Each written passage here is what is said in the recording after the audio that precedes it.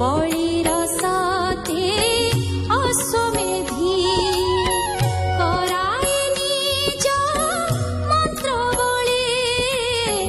अमरे स्थापिब निश्चले से कथा जानी भगवान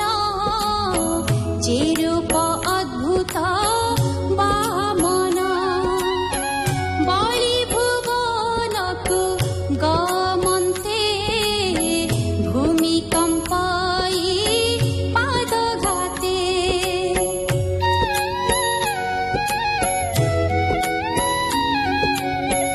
एमन्ते बलि यज्ञ बाटे बामन मिलिले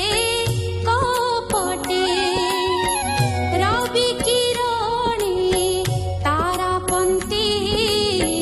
जेसने हुन्ती हत ज्योति भार्गवादी पुरोहिते सदस्य जजमान जेते बामन तेजे अस्त गले तम जेसने प्रातः काले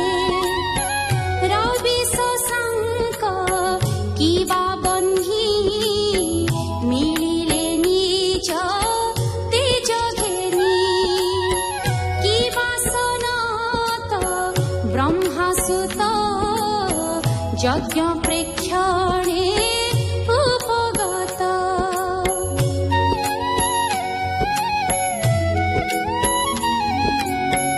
उदक कमण्डलु घेनी करन्ति साम वेद ध्वनि विष्णु मिलिले यज्ञ बाटे बलि नृपतिर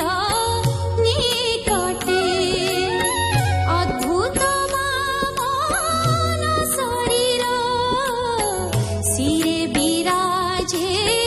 जटाभार माया वामन रूप देखि तक्षणे आसन उपेक्षी भृगु सहिते शिष्य जेते आसन उठिले त्वरिते अंजलि हस्त करिबेगे मिलिले बामनर आगे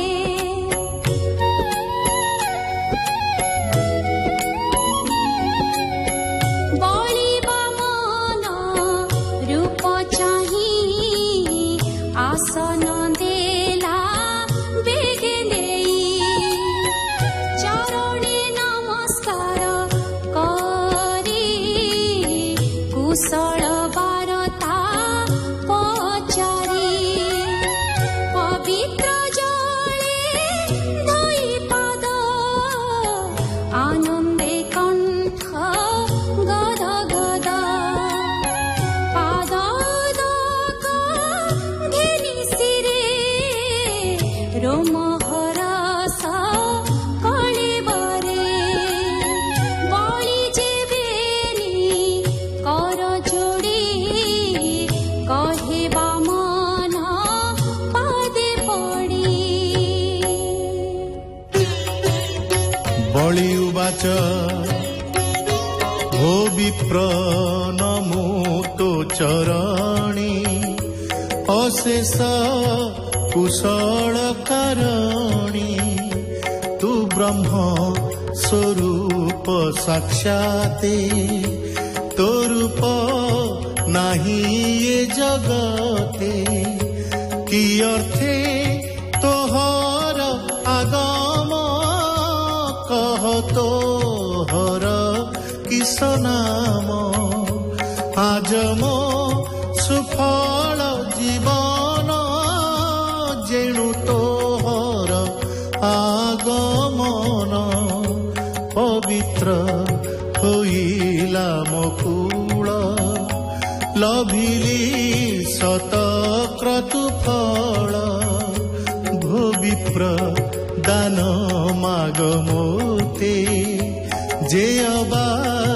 ইচ্ছা কর চিত্তে দেবী মো সত্য মো বচন দ্বারা তনয় বা জীবন হেমন্ত বলি বাক্য শুনি বামন ধরি কুশ পাଣି মঙ্গଳ সোরে বেদ ধ্বনি କରନ୍ତି বলি মন ঘেনি কহি বিপ্র জগন্নাথ ভাষা প্রবন্ধে ভাগবত ইতি শ্রীমদ্ ভাগবতে মহাপুরাণে পারমহংস্যাং সংহিতায়াং অষ্টম স্কন্ধে বামন প্রাদুর্ভাবে বলি বামন সম্বাদে নাম সপ্তদশোऽধ্যায়ः। শুক উবাচ এমন্তে বলি বাক্য শুনি সন্তোষে প্রভু পদ্মপাণি ବୋଲନ୍ତି ମଧୁର ବଚନ ଯେ ବାକ୍ୟ ମୋହେ ପ୍ରାଣୀ ମନ। ଭଗବାନ ଉବାଚ ହେ ବଳି ରାଜା ତୁହି ଧନ୍ୟ କୁଳ ଉଚିତ ତୋ ବଚନ ଧର୍ମ ସଂଯୁତ ଯଶସ୍କର ପାରଲୌକିକ ଧର୍ମ ପର ଯାହାର ବଂଶେ ପୁରୋହିତ ଭାର୍ଗବ ପଦ୍ମଜନୀ ସୁତ ପ୍ରହ୍ଲାଦ ଯାର ପିତାମହ ବିଷ୍ଣୁ ଭଜନେ ମହାଶୟ ଏକୁଳେ ନାହିଁ ବଳହୀନ ନିସତ୍ତ୍ୱ କୃପଣ ଜୀବନ ବ୍ରାହ୍ମଣେ ଦାନ ତୁମ୍ଭ କୁଳେ ପ୍ରସିଦ୍ଧ ଭୁବନ ମଣ୍ଡଳେ ଯାହାର ବଂଶେ ରଣ ତୀର୍ଥ ସଂଗ୍ରାମେ ନୁହନ୍ତି ନିଶତ ଅତିଥି ଆଗମନେ ସୁଖୀ ଦୁଃଖୀ ଜନଙ୍କ ଦୁଃଖେ ଦୁଃଖୀ ନିର୍ମଳ ଯଶ ଯାର କୁଳେ ବିଖ୍ୟାତ ଭୁବନ ମଣ୍ଡଳେ ପ୍ରହ୍ଲାଦ ଜାତ ଯେଉଁ କୁଳେ ଜହ୍ନେ ଶଶାଙ୍କ ତାରା ମିଳେ ଯେ ବଂଶେ ହିରଣାକ୍ଷ ବୀର ଦେବ ଦାନବେ ଅଗୋଚର ସେ ବିଷ୍ଣୁ କରନ୍ତି ବିଚାର ସ୍ୱଭାବେ ଅଜେୟ ଅସୁର ଏହାକୁ ମାୟା ମୁନ କଲେ କେମନ୍ତେ ପୁରେ ଥିବି ଭଲେ ହେମନ୍ତ ବିଷ୍ଣୁ ବିଚାରିଲେ ମାୟାରେ ଅନ୍ତର ହୋଇଲେ।